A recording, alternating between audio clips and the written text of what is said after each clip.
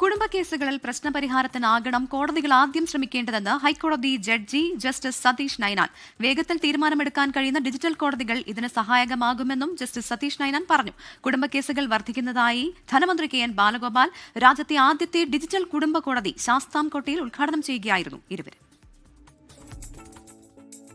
പൂർണ്ണമായും പേപ്പർലെസ് സംവിധാനത്തിലായിരിക്കും കോടതിയുടെ പ്രവർത്തനം. 24 മണിക്കൂറും പ്രവർത്തിക്കുമെന്നതിനാൽ ഏത് സമയത്തും കേസുകൾ ഫയൽ ചെയ്യുന്നതിനും വിവരങ്ങൾ അറിയാനുമുള്ള സംവിധാനമുണ്ടായിരിക്കും.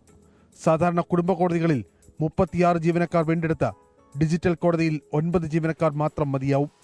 ചവറ കുടുംബ കോടതിയിൽ നിന്നും കുന്നത്തൂർ താലൂക്കിൽ നിന്നും നിലവിലുള്ള 2000 കേസുകൾ ഇനി ശാസ്താംകോട്ടയിലേക്ക് മാറും. കോടതികൾ കുടുംബ ബന്ധങ്ങളിലെ പ്രശ്നങ്ങൾ പരിഹരിക്കാൻ കഴിയുന്ന ഇടമായി മാറണമെന്ന രാജ്യത്തെ ആദ്യ മോഡൽ ഡിജിറ്റൽ കുടുംബ കോടതി ഉദ്ഘാടനം ചെയ്തുകൊണ്ട് ജസ്റ്റിസ് സതീഷ് നൈനാൻ പറഞ്ഞു.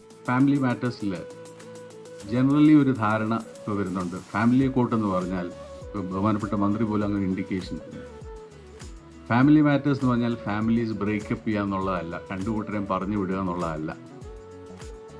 That's A last stage. ഒരു മിസ്കൺസെപ്ഷനാണ്.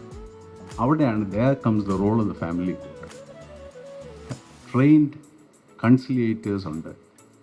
Once a problem reaches the court, first attempt ഇവരെ പിരിച്ചുവിടുക എന്നുള്ളതല്ല. It's to reunite.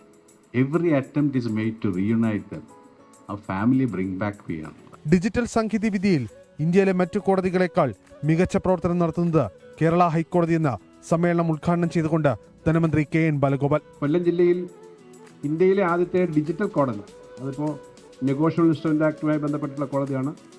സുപ്രീം കോടതി CJ തന്നെ വരുമെന്നാണ് നമ്മൾ ആദ്യം ധരിച്ചിരുന്നത്. പിന്നെ നമ്മൾ ഹൈക്കോടതിയിൽ നിന്നാണത് പിന്നെ വന്നത്. അത് ആദ്യത്തെ ഡിജിറ്റൽ കോടതി ഇന്ത്യയിൽ തന്നെ കൊല്ലത്താണ് വന്നത്.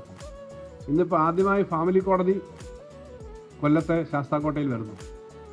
എന്തായാലും ഡിജിറ്റൽ സാങ്കേതികവിദ്യ ഏറ്റവും നന്നായി ഉപയോഗിക്കുന്നതിന് ഇന്ത്യയിലെ മറ്റ് കോടതികളെക്കാളും കേരളത്തിലെ കോടതികളാണ്, കേരളത്തിലെ ഹൈക്കോടതിയാണ് ലീഡ് ചെയ്യുന്നതെന്നുള്ളത് അംഗീകരിക്കപ്പെട്ട കാര്യമാണ്. കേരളമാണ് ഇതിനൊരു മാതൃക, ഡിജിറ്റൽ സാങ്കേതികവിദ്യയും പൊതു സാങ്കേതികവിദ്യയും.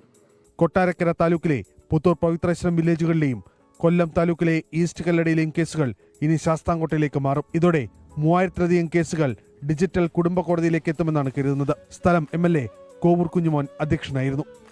24 കൊല്ലം.